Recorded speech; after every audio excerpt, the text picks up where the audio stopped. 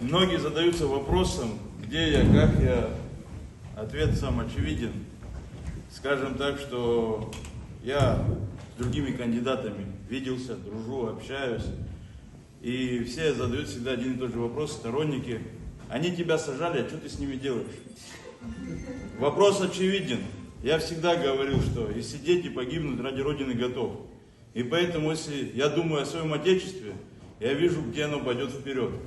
Бороться Бадре Зурабовичу с коррупционерами или бороться другим кандидатам с криминалом? Где проще? Здесь просто ему надо подпись поставить и уволить человека. Там надо будет его терять с фамилиями, со всеми. И если мы говорим о будущем Абхазии, все вместе не встанем, то его не будет. Далась нам такая возможность, чтобы мы не отвлекались на правоохранительные органы. Вот это их задача. Сделать рынок сбыта – это их задача.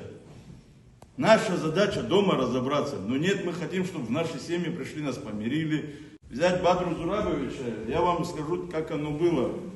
Александр Золотинский здесь свидетель. Когда случилась в 2020 году эта вся ситуация, мы никогда не были знакомыми, сторонниками, кроме Бадры Зурабовича, потому что в 2017 году на выборах на новом районе в Сухума я его поддерживал. Я выступил открыто, сказал, что я с ним. Поэтому я своих мыслей не скрываю. У меня никаких претензий к тому, что я сидел, нету. Я еще 15 раз посижу, если надо, моему народу. Поверьте. Вопрос касаемый, что разделяйте голоса или кого-то пугать кто-то будет. Да никто никого пугать не будет. Вы сами прекрасно знаете. У вас стержень всегда был.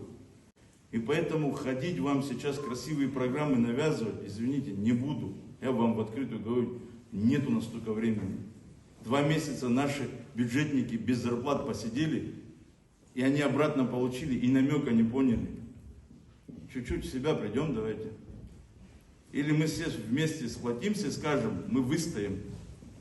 Как в свое время в блокаде было. Ну, хорошие времена расслабляют нас. Я сомневаюсь, что мы к такой блокаде готовы.